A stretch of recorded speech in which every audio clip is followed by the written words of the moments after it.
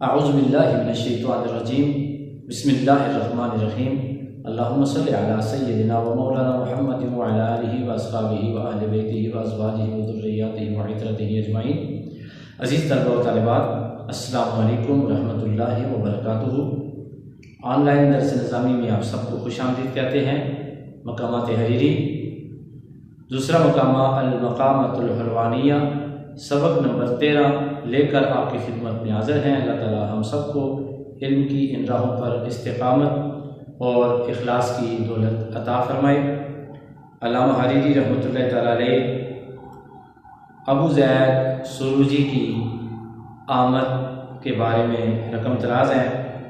پچھلی قسط میں آپ نے ملاحظہ فرمایا تھا کہ ایک بوسیدہ حالت اور گنی داڑھی والا شخص مجلس کے پیچھے آ کے بیٹھ جاتا ہے۔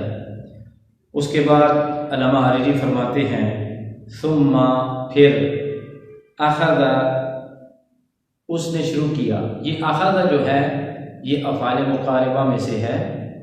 اخذ ای شرع، یعنی اس نے شروع کیا، یبدی ظاہر کرنا، ما فی بطابہ، جو کچھ بھی اس کے مشکیزے میں تھا۔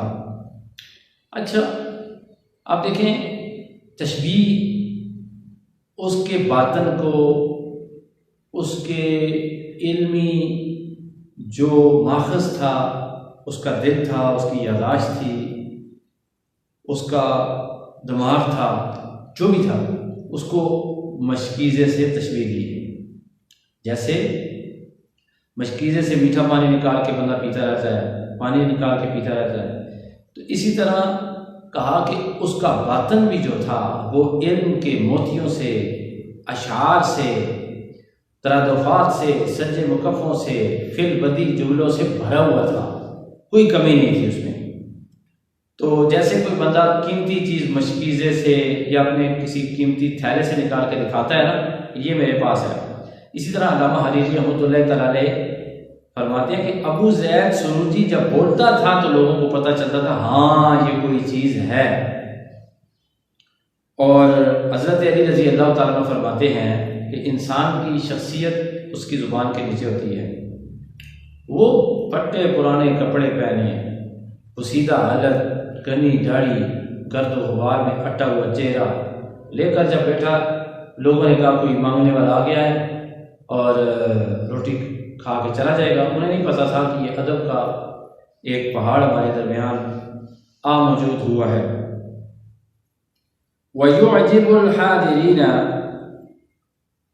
اور وہ لگا حیران کرنے حاضرین کو، بِفَصْلِ خِطَابِهِ، اپنے خطاب کی فصل کے ساتھ، یعنی اس نے پھر آخرکار بتایا کہ تم تو مجھے کچھ سمجھ ہی نہیں رہے تھے، اور اپنے الفاظ کے ذریعے انہیں سمجھایا کہ ہاں میں کچھ ہوں، تمہاری غلط فہمیوں اور حقیقت کے درمیان یہ فرق ہے، حق اور باطل کے درمیان یہ فرق ہے۔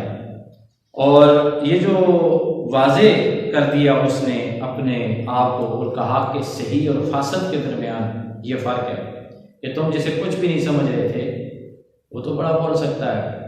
اس لیے علامہ حریری نے فرمایا وَيُعْجِبُ الْحَاضِرِينَ بِفَصْلِ خِطَابِهِ، لگا حیران کرنے حاضرین کو اپنے خطاب کی فصل کے ساتھ۔ فقال، پس اس نے کہا، یعنی ابو زید سروجی نے کہا، لمن، اس شخص کو، یلی ہے جو اس کے نزدیک تھا، جو اس کے قریب تھا، اس سے اس نے کہا، کچھ پوچھا۔ چونکہ ابو زید سروجی پیچھے بیٹھے ہوئے ہیں، لوگ ان کے آگے بیٹھے ہوئے ہیں، ان کی حالت عجیب و غریب ہے۔ لوگ، آپ کو پتہ نا، لائبریری میں بیٹھے ہوئے ہیں تو لوگ محو مطالعہ، کتابوں میں سر دھن کر مطالعہ کر رہے ہیں، پڑھ رہے ہیں۔ تو ابو زید سروجی کے ساتھ جو شخص بیٹھا ہوا تھا وہ کہیں کتاب کے اندر ڈوب کے مطالعہ کر رہا تھا۔ فقال لمن یلیہ، ابو زید سروجی نے پوچھا اس شخص سے، کہا اس شخص سے جو اس کے قریب تھا، مل کتاب الذی تنظر فیہ، مل کتاب، کون سی کتاب ہے؟ الذی جو تنظر فیہ جس میں آپ دیکھ رہے ہیں، کون سی کتاب ہے جس کے اندر آپ دیکھ رہے ہیں، یعنی کہ جس کو آپ مطالعہ فرما رہے ہیں۔ فقال اس شخص نے جواب دیا دیوان ابی عبادہ، تینوں طریقوں سے پڑھنا جائز ہے، ابو عبادہ، ابو عبادہ، ابو عبادہ، تینوں طریقوں سے پڑھنا جائز ہے۔ تو اس نے کہا فقال، اس نے کہا دیوان ابی عبادہ، میں ابو عبادہ بختری کا دیوان پڑھ رہا ہوں، المشہود لہو بالاجازت، جس کی عمدگی کی گواہی دی گئی ہے، جس کی عمدگی کی گواہی موجود ہے، دی گئی ہے۔ عزیز دوستو، آج کا سبق یہیں پہ ختم ہوتا ہے۔ انشاءاللہ اگلے سبق میں ہم اس شاعر کی بات کریں گے جس کے بارے میں ابو تمام شاعر نے کہا تھا کہ یہ میرے بعد تمام شعراء کا امام ہوگا، یعنی شاعر اس کا نام ہے، اس شاعر کا نام ہے بختری، ابو عبادہ بختری۔ ہم ان کی زندگی کے متعلق، ان کی عجائب کے متعلق، ان کی خصوصیات کے متعلق اگلی کلاس میں جانیں گے۔ آج کی کلاس کے چند سوالات لکھ لیجئے۔ پہلا سوال ہے کہ آج کی کلاس سے آپ نے کیا سیکھا؟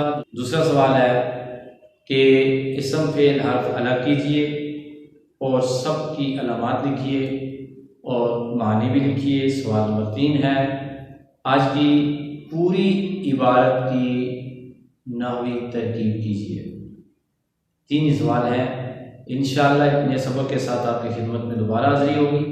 سید دلاور حسین شاہ کاظمی کو دیجیے اجازت۔ السلام علیکم ورحمۃ اللہ وبرکاتہ۔